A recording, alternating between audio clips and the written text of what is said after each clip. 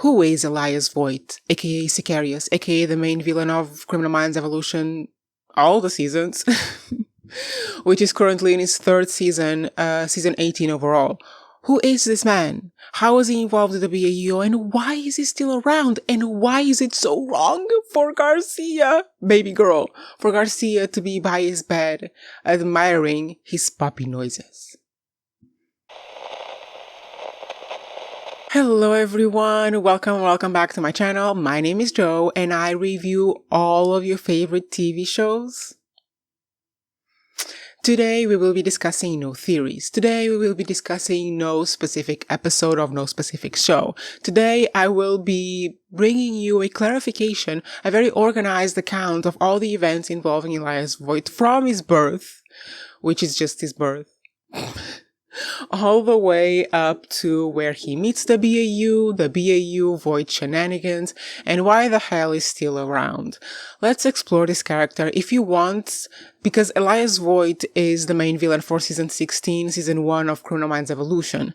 But he carries on to season 2 or season 17, and in season 2 the villains are a completely different group of people. If you want a recap of that season, I will put it here this time. In fact, I'm going to put my thumbnail right here so you can watch the recap.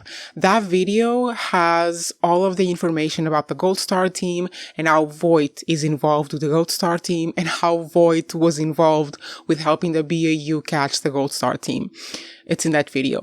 Now, this video is to explain to you how Voit even came into the lore of the BAU. Because I need you to understand the menace that this man is and how problematic it is that Garcia is empathizing with him. And I mean, you wouldn't even need this video. You just need to watch episode 1 and see that man claw someone's throat as he wakes up from a goddamn coma.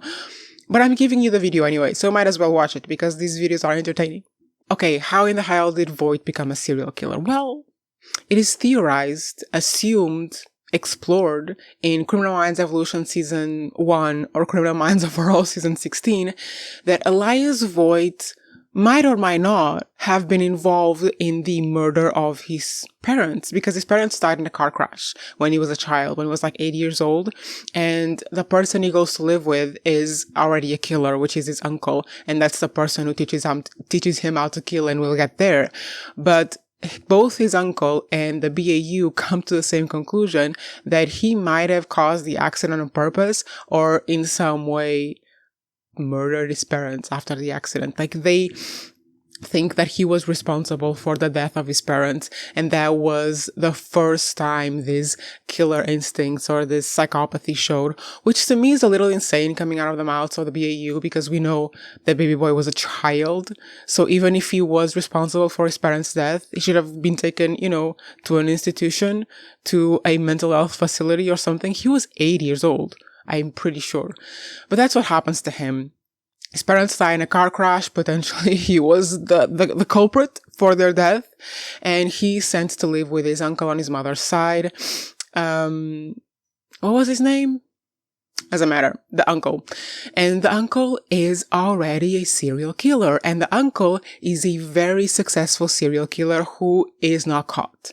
Throughout the entire season, we will get to see the uncle again, and I will talk about it when I get to the exploration of the episodes. The uncle is never caught. The only time they found out about the uncle's crimes was after the uncle's death. I'll get to it. So this uncle takes in Voit and he just starts training him. First, he tortures him.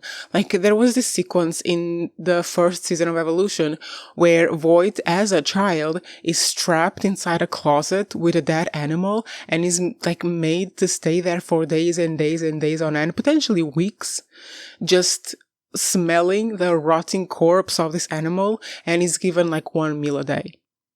So eventually, with several different tactics of abuse and torture and manipulation, the uncle subdued a child Voit. The uncle subdued a child Voit, which, by the way, back then was called Lee Duval.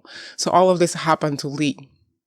And eventually, over the years, Lee began to take part in the crimes of his uncle. He began to learn the rules that his uncle has. Never do anyone close to home. Always make sure there's no evidence, there's no body to be found, and all that bullshit. His uncle teaches this child all of that. He even teaches him how to create, how to make someone else take the blame for your own crime if he gets to that. Completely insane. The journey of this person, completely insanity. So that's Voigt's story. He learns to kill from his uncle. He participates in the kills with his uncle. He helps his uncle. And then we get to a point where we see a more grown-up Voigt. I think he's supposed to be 18 or close to 18, where he's completely domesticated and he is learning about his own behaviors, learning about his uncle's behaviors by reading goddamn David Rossi's books and potentially a bunch of other books, as I will explain later when we see the containers. He read a lot. He improved his serial killer mind a lot. I'll get to it. The knowledge that this man has about human anatomy, insane. I'll get to it. So Voigt gets to a point where there's a woman on the floor of the cabin where he lives with his uncle. She is chained down with chains and she asks him for help. So he frees her, and the moment he frees her, of course, she, knocks him out and tries to escape. But the uncle comes by and comes just in time and helps Voigt and offs the woman. And this is the moment where Voigt leaves the uncle. He leaves and he never comes back until he does. And I'll get to it. The next few years of Voigt's life is him trying to get a normal life.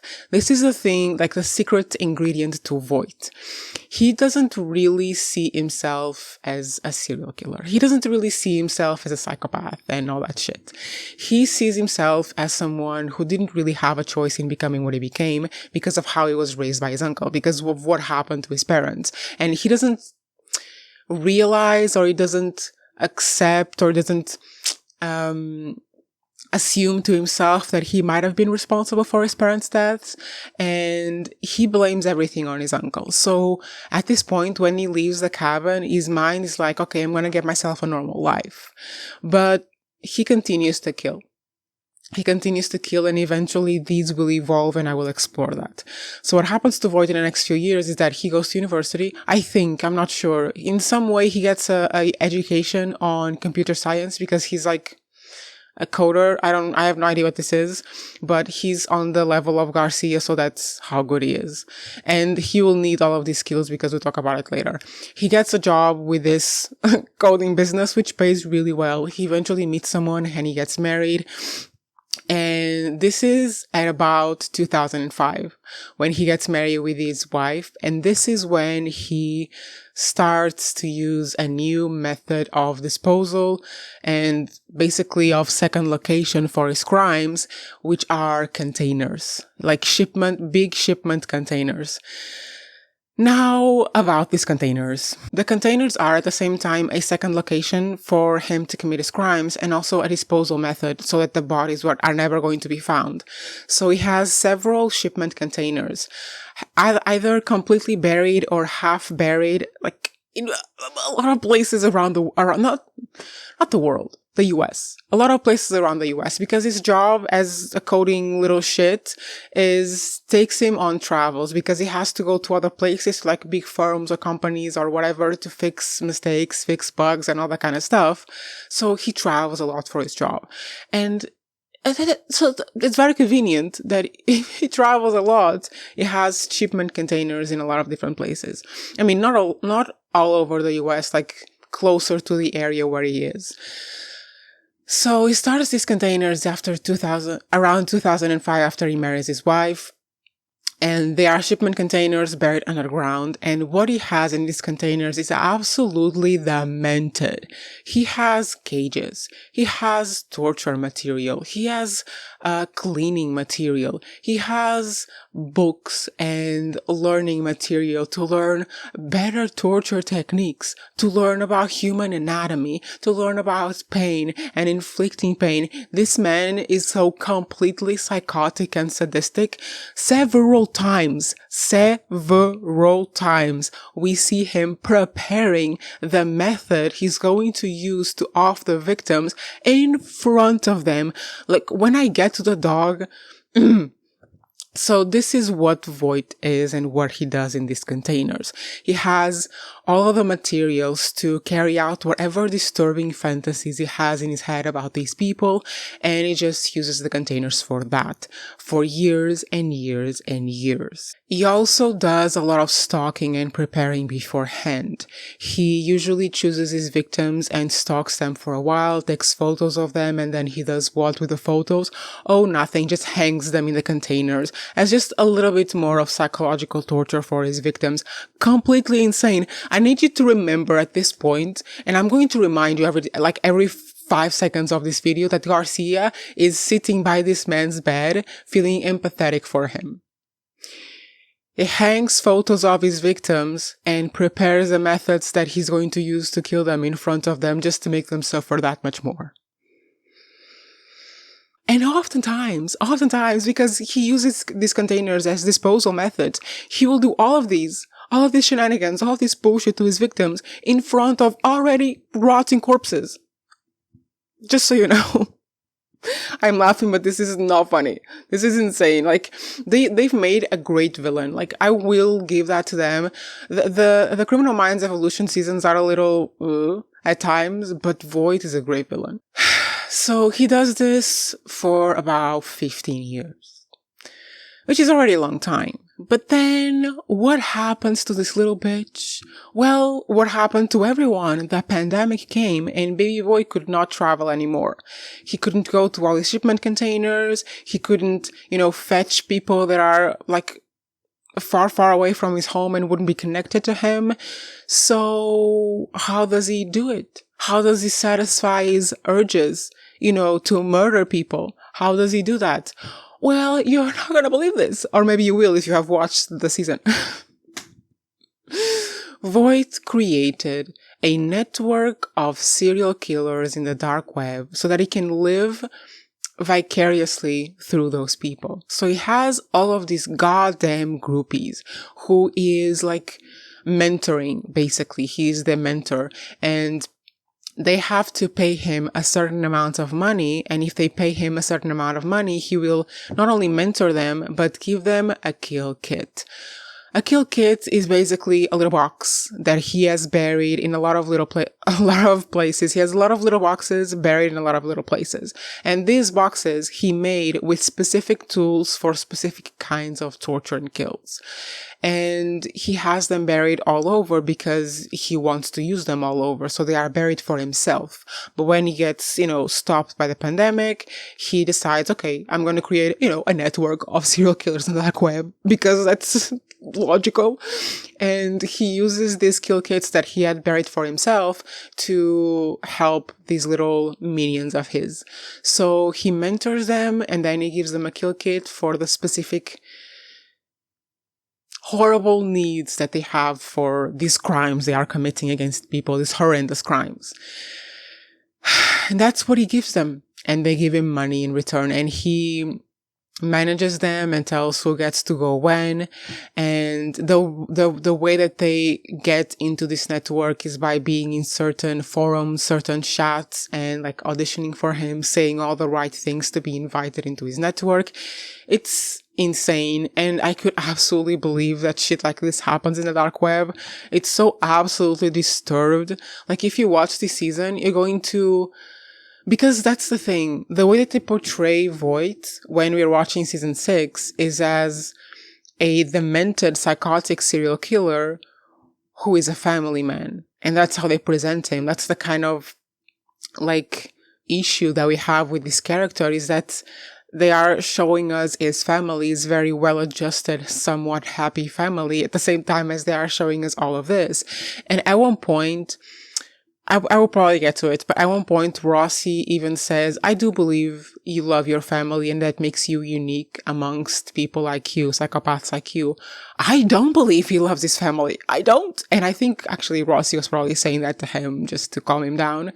But his family is a big point in understanding Voit and understanding his like reasoning behind all of this. Like, why does he care so much about his family? Why is it so important for him to have his family there? And you will understand because the team explores this, the BAU team explores this, and we will get a glimpse into Voigt's real intentions with his family somewhat down the line. But basically, they're cover for him. They're like another part of the rule book. So picture this. It's 2022. People have gone back to work and things are normalizing after the pandemic.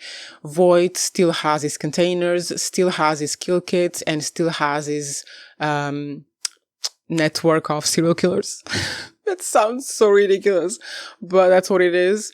And the BAU comes across a shipment container. Yes, ladies and ladies, they find a shipment container that is one of Voigt's shipment containers, and this is how the BAU gets onto Voigt's case, basically, and they start investigating it. And throughout the entire season, there are a lot of bureaucratic political shenanigans going on with the BAU and the shipment containers and the BAU management team. Not BAU management team, what am I saying? The FBI, like, leadership.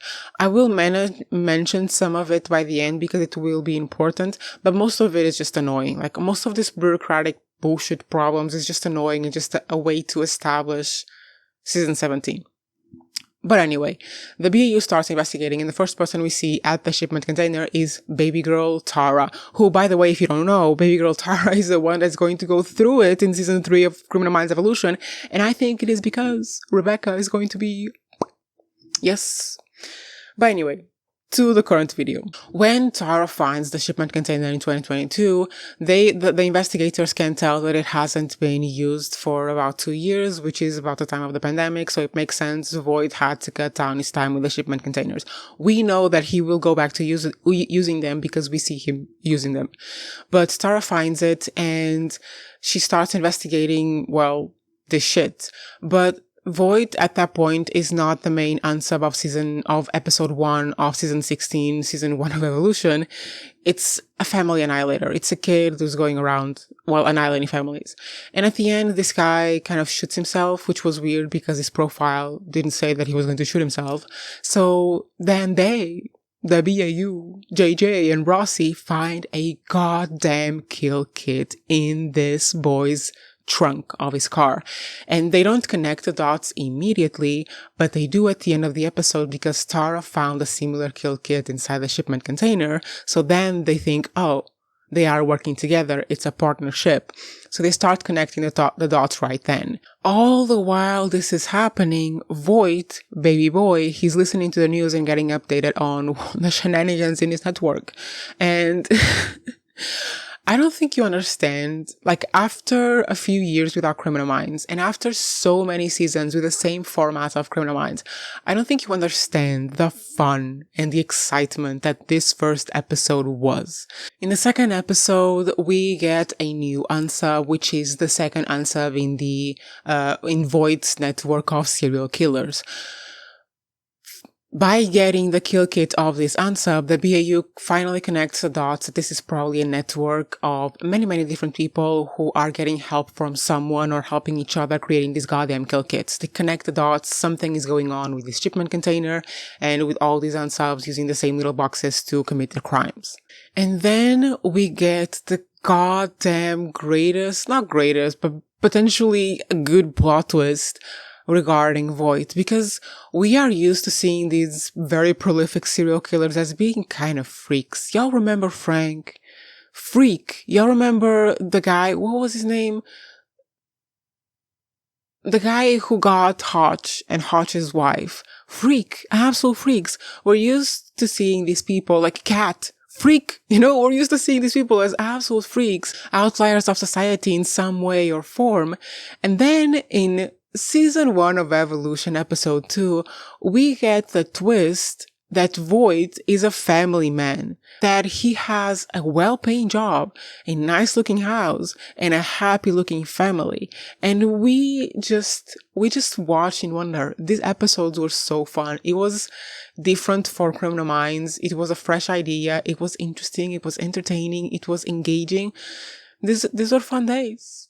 In this second episode, we also get Garcia getting contacted by the bane of my existence, Tyler Green. He sends her a clue about the kill kits, and Garcia cracks the clue, and she gets all the signals for the kill kits that are buried wherever they are buried, and this becomes one of the clues, one of the ways that the BAU is going to find these unsubs. So like, after they've had 2 unsubs who off themselves, now they are trying to, locate these kill kits and get there before the unsubs get there, or potentially use it to track unsubs. And we get to see one of the unsubs get the kill kit, but then the BAU gets to them first, they feel cornered, and they themselves.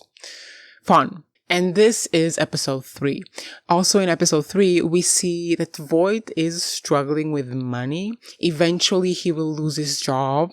And the money that he receives from these minions is going to be the only source of income he has. So the rope starts tightening around Voigt's neck, because not only is he struggling with money, now he has the BAU after him. And after the news that he's been watching about his other baby boys being caught by the police, by the FBI, by the BAU, he's starting to realize that they are coming after him. And we get the fourth unsub. This guy is going to explode a bomb in a park with a lot of people, and Voit flew out to see this happen.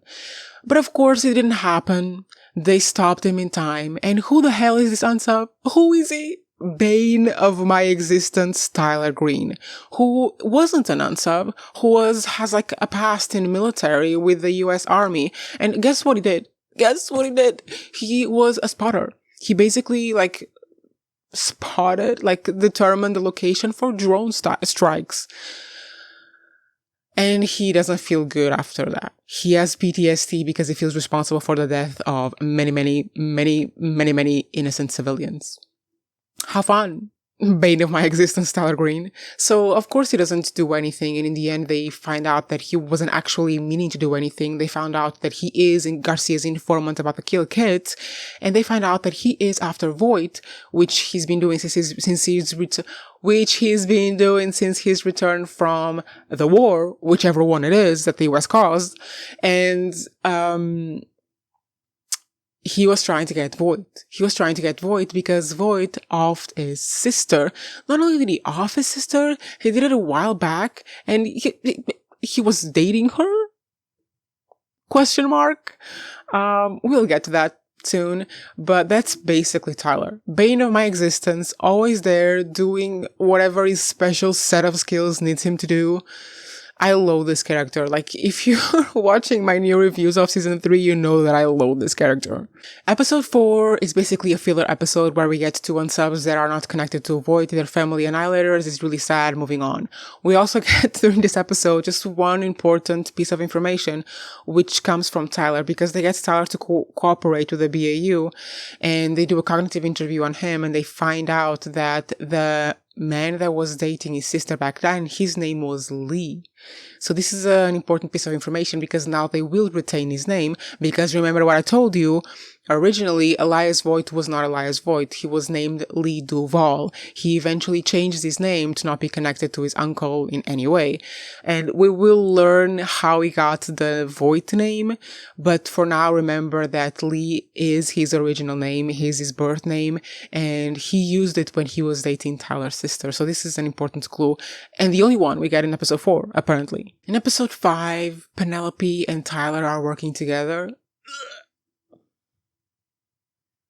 Penelope and Luke forever. I will not mention the romance. So this is not a complete recap of season 16, because I refuse to mention all the nonsense romance. However, Penelope and Luke all the way.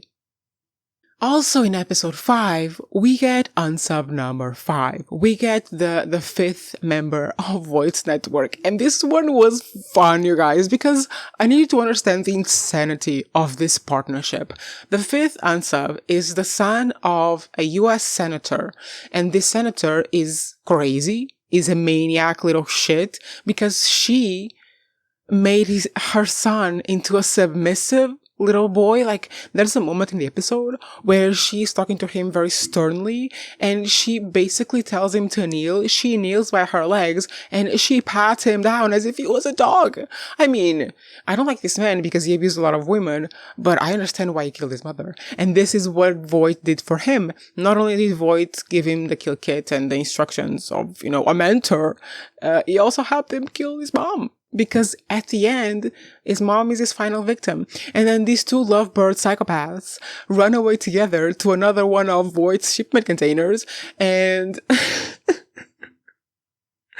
Luke and JJ go after them, and it turns out it was a trap all along. There was an explosion. Does anything happen to JJ and Luke? No, they are perfectly fine because no one dies in Criminal Minds Evolution anymore. No one dies. I mean, Rebecca might, but she's a side character, who cares? The son of a senator is unfortunately killed, and everyone blames him for the Sicarius murders, because by this point, this is as good as any other time to tell you this. Voight is so goddamn sadistic and, innovative in his techniques to commit his crimes against people, that one of the ways that one of his victims died was because Voight poured Sicarius spiders down their throat. So the people in the lab that are like investigating the shipment containers started calling him Sicarius. So this is his unsub name. He's Elias Voit, aka Sicarius. So when this son of the senator dies, they assume that he is Sicarius, that he was responsible for all of this, and now he's dead, so the investigation is closed. Just more bureaucratic shenanigans for the season. In episode 6, the BAU finds, don't ask me how. At one point I knew and then I forgot, and it's not in my notes, so I can't tell you. But the BAU finds a man who is in prison who is connected to Voight and his uncle. So back then, to Lee and his uncle. And how is he connected to them? Remember when I told you that Lee's uncle, aka Voight's uncle, sometimes used other people to blame them for his crimes? Well, this man is one of them. He committed a crime. He murdered a person, a woman, Maria, and he blamed this man for it. And this man went to jail for it. And I want you to wonder how he blamed him for it. How? Wonder.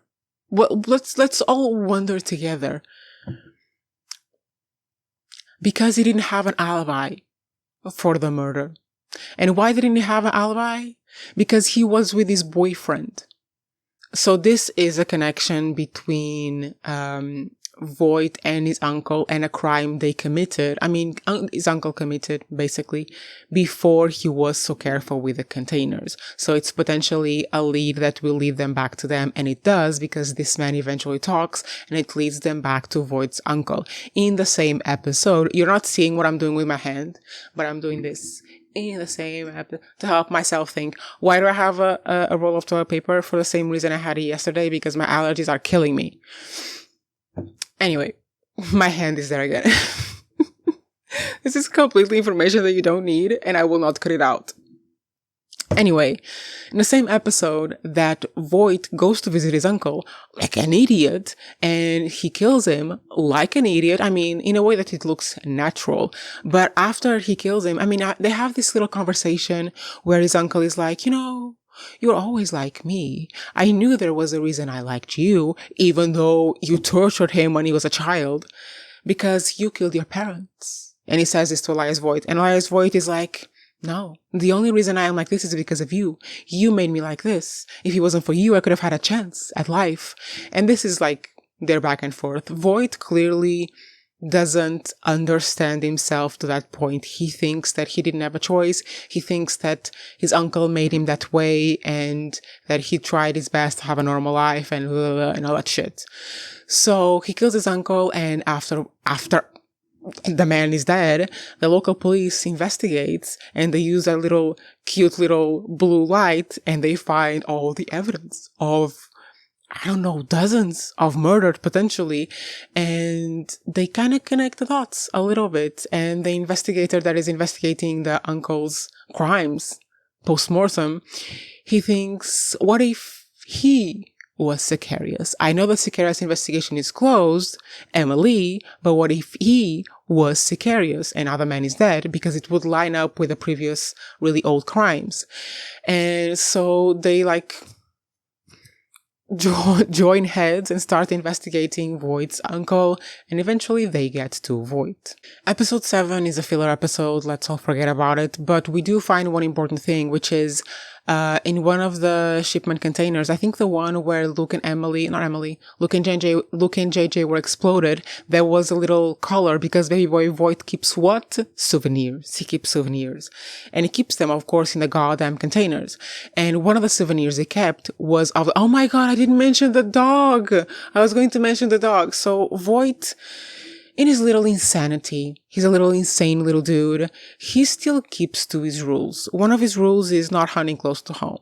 So whenever he's angry at someone in his surroundings, maybe it's his wife, maybe it's his neighbor, whoever it is, baby boy Voit goes out, finds a person who looks like the person he's angry at, kidnaps them, tortures them, and then kills them. You know, like a sane person does. And one of the things he like at one point he's really angry at his one neighbor because his neighbor is an asshole and he can't kill the neighbor, so he goes and kidnaps someone who looks like the neighbor, takes him to a container, which is the container where Luke and JJ are exploded later on, and he murders him. And the way that he murders him is by kidnapping a dog. Guess where he found this dog? Baby boy Voit went to a supply shop to buy, supplies for his murder, and he chatted up the girl who worked there and realized that the dog looked threatening, but was not. So instead of kidnapping the girl, because then it would be connected to him, he kidnapped the dog. He starved the dog, made the very docile, cute dog, be basically a killing machine, and then he released him on his surrogate for his neighbor. And then he kept the collar. Mistake, Voit. Mistake. He keeps making so many mistakes. Thank God. So this collar was at the container that he used to commit that crime, and the container then exploded with JJ and Luke in it. They were fine and they found the collar. The collar had a chip. They used the chip to find the girl who lost the dog all those months before. They talk to the girl, and the girl talks about the day when she lost the dog, and they find the Voit connection because they see the recording of the store and they see Voit. This is the first image they get of Sicarius.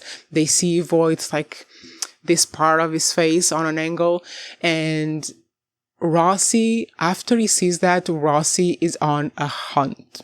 On Voigt's side, after the visit to his uncle, his mind is fracturing. He's losing his mind. And because he was confronted with this idea that it wasn't because of his uncle, that he was like that all along because he was the one who was responsible for his parents' deaths. So this messes with his head, and he starts imagining murdering his family. These images are terrifying because it's like a normal home with a normal looking family, and out of nowhere this man is fantasizing about slashing her throat. Insane. Do you know what I was reminded of?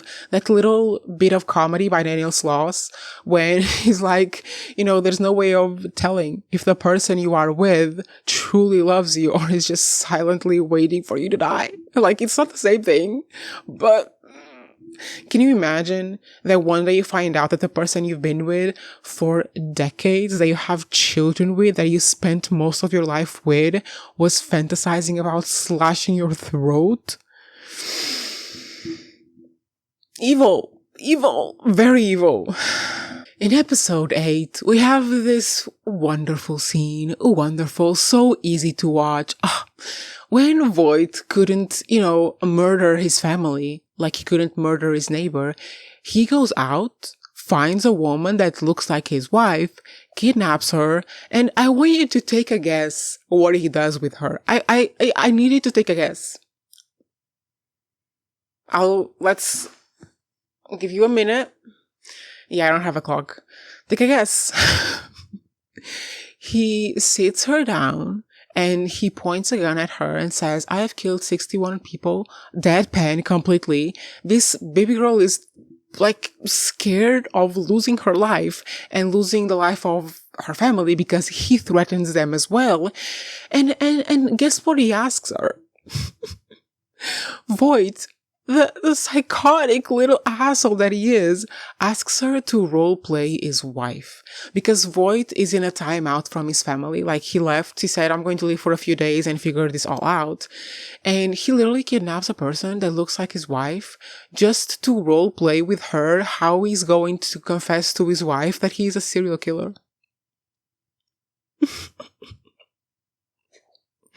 This was so insane, but entertaining. And he did such a number on her that at the hospital, because, okay, the shenanigans are that Voit tries to dispose of her by giving her to unsub number 6 in his network, and then the police find her in time and she's taken to the hospital. And in the hospital, Tara asks her, did you see the man who did this to you? And baby girl saw him. Baby girl saw him very well, up close for a very long time, but she's so terrified of him that he might come for her or her family that she says, no, I never saw him. I was gooped and gagged because you will always, like, whenever you've seen previous seasons, this is always a moment where, like, it's a breakthrough, the victim survived and saw the attacker, they're going to give the police a sketch. But in this case, it's like, yeah, she saw him, but she's too terrified to talk, which makes sense. When I was watching that, I was like, yeah, I get it. So from this supply store where they found the dog with the collar and the chip in the collar and the girl and the security camera footage of Voigt's chin, they also realize from the footage that Voit keeps getting calls. And this is at a time of day where it wouldn't make sense to be for work. So Rossi kind of figures out that it might be like a wife calling him to see where he is. So Garcia does some hacker magic and she kind of triangles the signal of the call to a specific location. Like, she can't tell which house it is, but she can tell it came from a tower, like in that nearby location. So I want you to guess. I want you to take a quick guess as to what Rossi does. He decides to drive down to that location and go door to door, knock on people's literal doors, and ask them if they have seen Voigt's chin. And guess what happens? He finds Voigt's house. He goes inside, he talks to his wife, and like in the middle of it, Voit is in one of his goddamn containers. He gets a little security signal that someone is at the door. He recognizes Rossi because he has been doing what for years, potentially decades? Reading his books. He sees Rossi, he calls his wife, and he tells his wife something incredibly wild. I don't even remember. It's some kind of conspiracy theory involving drug money. I don't know. And the FBI snatching people in cars. Whatever. Goddamn conspiracy theories in the BAU. He convinces his wife to say bye-bye to Rossi. Rossi leaves his card and says loud enough that Voit can hear over the phone, tell your husband I want to talk to him. And I need you to guess. This is not even funny. I need you to guess what Voit does then. What does he do? Now that he knows that Rossi knows where he lives, he's potentially knows that Voit is Sicarius because he showed his wife the image and his wife recognized him even though she didn't say it. I want you to guess what Voit does after Rossi says that he wants to talk to him. he goes to the BAU. He goes to the FBI. He goes in his little, coder backpack and is like, hi, I heard you want to talk to me. Can you imagine you being Rossi, the FBI, the BAU dude who's been there all along, and the most prolific serial killer walks into the FBI? This was a fun season, guys. He walks into the FBI, he gives them his computer, his phone, whatever. Of course, everything is clean. And he has this little, face down, how do you call that? Showdown with Rossi, and Rossi knows he's the killer, Voit knows Rossi knows, and it's really fun. And then Elias Voit leaves because they have nothing on him. He goes back to his wife, and he manages to convince his wife that there's this conspiracy theory related to his company, that's why he lost his job. He didn't lose it, he quit, and that they need to run. They need to go on the run because the FBI is going to come after them and kill them and whatever and put them in a black SUV and that never comes back. So he convinces his wife and his girls to go on the run. And I needed to guess who was the idiot, bane of my existence, that broke away from the BAU team after they showed him a bunch of images of random men, with one of them being Voit. Guess who recognized Voit and lied about it? Guess which bane of my existence decided to go rogue and go hunt Voit on his own? So Tyler knows that Rossi is going after Voit. So Tyler tails Rossi and he gets to where he is in Voigt's house because Voit manages to convince his wife to go to a motel room for now, and then they will get a secure house later. So Voit puts his family in a motel room and then he comes back to his house, knowing fair well that Rossi is staking the house, is spying on the house. And who is spying on Rossi? Goddamn Tyler is also there. So these are the dynamics right now. Family somewhere in a motel, BAU trying to figure all this shit out. Rossi has figured Voit out and is literally staking out his house, and Tyler is taking out Rossi. And Voit, after he puts his family into a motel, comes back to his house and literally just invites Rossi in for a cup of wine, for a pint. And I needed to guess what method, what strategy did Voit use to overpower Rossi? Take a guess, please, take a guess. His age. That's how Voit got Rossi. Listen, I've been a retirement apologist because of Rossi's mental state. He wasn't doing well. However, that was smart. And then the banter that comes from it, because Voit tells Rossi, why would I need a gun? Why would I need any of my tricks to overpower you when you are a 70-year-old man? And I was like, he's got a point. But then the banter that came from it was just so much fun because Voit was driving Rossi to another shipment container to kill him there, apparently. And Rossi was like, I gotta go take a piss. And Voit is like, yeah, well, hold it. And Rossi's like, no, I'm just gonna do it here on the car. And then he turns, and Voit just like, don't do it on the car. And Rossi just turns to him, oh, does piss contain DNA? My brain is too old, I can't remember. That was so funny. Rossi has some funny ass lines. But anyway, Voit is taking Rossi to a shipment container, but Tyler is tailing them. So before Voit has the opportunity to put Rossi in a shipment container, what's his name? Bane of my existence, Tyler. As soon as I say bane of my existence, Tyler Green just comes. Tyler stops them, and there's like a showdown, a talking showdown where Tyler is like, you wronged me. No, do you know what it is? It's that moment in Avengers Endgame where Wanda comes and says, you took everything, and Thanos' Scrotum Shin is just like, I don't even know who you are. This is basically Tyler saying, you took everything. And Voit is, I don't even know who you are. And Voit manipulates Tyler by talking shit about his sister. Tyler eventually tries to, and then Voit shoots him, and Tyler falls to the ground, and Voit takes Rossi away. By the time the BAU get there, by tracking Tyler's phone, Tyler is on the ground, and Voit and Rossi are on the run. So in the season finale, Voit goes to another shipment container, which is his very first one. It's the shipment container where he stopped being Lady Vol and started being Elias Voit. He doesn't have any rotting corpses there, at least. He traps Rossi there. He puts a camera on him so he can live stream Rossi every now and then to check up on him. And he takes his family to like this cabin, and the cabin belonged to a lady with the name of Voit, whose son, I think, or nephew, died in a weird freak car crash, and this nephew was Elias Voit, I'm pretty sure of this, and this is where Voit got his identity from, stole his identity. So this is basically the finale. Rossi eventually finds a way to explode his way out of the, not the bunker, the shipment container. It doesn't really go anywhere because in the end he's rescued by Luke, and I'll get to how they find him. But Rossi is just dealing with shenanigans in the container. He's trying to build a bomb, find his way out of it, and all that kind of stuff. Meanwhile, Voit is holed up at this house with his family. His family is questioning him very much, and he gets in contact with the BAU.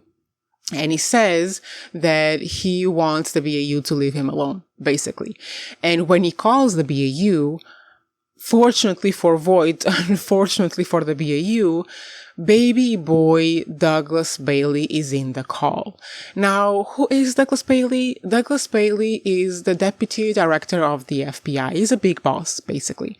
Him and the director and Rebecca, Tara's girl, which I loathe, they know something that the BAU doesn't. Something about a program called Gold Star. Something that is explored in season 17, something that is in this video, where I recap everything.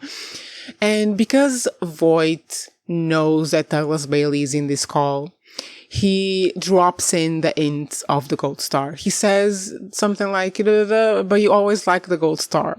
And the moment that Voit drops this code word, Bailey knows that he can't let him tell what he knows about Gold Star, because Gold Star is a very big stain on the FBI and on the BAU, if you want to know more.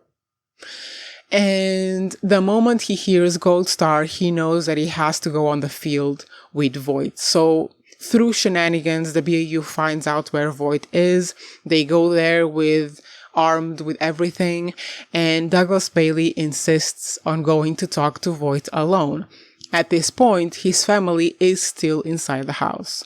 So Douglas Bailey goes and talks to Voit, and they're discussing Gold Star shenanigans in a very mysterious way, all the while his family is going out the back door, the back window, and being rescued by the FBI by Will, JJ's husband. I will not explain those shenanigans. And Voit, after talking to Bailey, and Bailey confirming that the only two people that know about Gold Star are the two of them, which is a lie, other people at the FBI know, Voit shoots Bailey in the head. This was the first of many side characters who died. I don't care if side characters die. If you want to have a very deep, impactful death, you're going to kill one of the main dudes. I'm sorry. And by dudes, I mean the BAU team. So Voit shoots him. He goes back there where his family is, and he gets there in time for, not to allow his wife, Sydney, to be rescued. So the FBI takes the girls. Eventually they come in through the front door because they heard the shots, and Voit is with Sydney in the room while all of this is happening. And before the BAU can get to them, Voit points a gun at his wife's head and he pulls the trigger. She doesn't die because there were no bullets in the gun, but he pulled the trigger. And this was the farce of Voigt's family completely shattering into pieces. Because why is Voigt's family important? Why does a serial killer, psychotic, sadistic, most prolific serial killer in the BAU's history, why does he have a family? Why is he a family man? And why does he pretend to care about them so much? Because throughout the entirety of the next season, where Voit is in prison but helping the BAU, he always maintains this farce that he wants everything good for his family, that he wants his family to do well, that he wants to see his family and all this shit. Why? They are the perfect cover. Having a family, having this bullshit idea that he is capable of loving them, that he is capable of feeling those emotions for someone, makes him look less threatening. Rossi explained it before in one of the episodes, like when he was trying to convince Sydney that Voit was a serial killer, he told her that he uses his wedding ring as a way to, look less threatening to his victims, that he uses his family as a cover for him being a completely normal guy, that this whole idea that he could even care about them to the point that he's willing to help the FBI because of them is just a way for him to mask who he really is. And at this point, I don't even think he's just doing it for everyone else outside of him. I think he's doing it for himself, because we see in the conversation he has with his uncle and in the way he comports himself when he's talking to the BAU, he doesn't really believe that he's a bad man like that. He thinks that this was all because of his uncle and that his family is his attempt to be a normal guy, to be a good person. And it's like, Voit, you're a psychopath. And the thing that I am most excited for in season 3 is this farce falling completely, because we don't see the family ever, and we see Voit in an orange jumpsuit, so eventually he does something. And I really, really, really hope that the farce of the family man, of the man who can care for other people like this, completely drops, and we see the psychotic person that he is, and he goes completely just Voit. No Elias, no Lee Duval, no, abused boy, just the psychopathic serial killer. I cannot wait to see that kind of change or revelation in season 3. I hope they do it. After Voit gets caught, they get Sydney in there to talk to him, and that's how he reveals Ross's location. And if he doesn't really care about his family, if he was willing to kill Sydney, why would he reveal Rossi's location? Well, at that point, for a very long time, everyone thought, well, not the BAU, but everyone else thought that the son of, the Congresswoman, the son of the Congresswoman was Sicarius. They thought that he was Sicarius. So Voit, somehow he managed to not have that much evidence connecting back to him apart from kidnapping Rossi. So by giving up Rossi's location, he's showing that he's cooperating. And by keeping this family man Con alive, he is portraying a different image of himself, and this is how he gets a deal. At the end of the season, the very last shot is Voit in an orange jumpsuit sitting at a table, about to negotiate with the director of the FBI, because he has information about Gold Star, and Gold Star is a big issue for the BAU, as you can see in this video. So Voit strikes a deal with the director of the FBI because they don't have that much evidence against him regarding the Sicarius bullshit, and that's one of the reasons why he keeps the family Con, is because he needs it to spend less time in prison. And I think that if he actually is sent to a proper prison with a red jumpsuit and all that, I think he's going to completely drop the Con. And if he ever gets out, he's going to go after them. But yeah, he makes a deal in season 17. He spends the season already knowing everything about Gold Star, but only giving out the little bits of information that he wants to cooperate with the BAU as they catch Gold Star. In the end, they do catch Gold Star, they solve the whole thing, and Voit is sent to a minimum security prison for cooperating, and well, then we start season 3. This was a really long video. I hope it's at least entertaining and informative, But anyway, guys, thank you so much for watching. I will be here every week reviewing Criminal Minds Evolution Season 3 or Criminal Minds overall Season 18. 18 seasons is a lot. I'm hoping that Reid returns. I'm hoping that Elle returns, which is not going to happen. And yeah, if you like the video, leave me a like, comment, subscribe, share the video around. If you want to support me and the work that I do at the channel, you can join my membership on YouTube or join me on Patreon.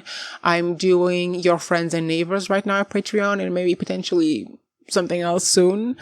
Yeah, thank you so much for watching, and you can catch me here every week being delusional about this show. Anyway, guys, bye.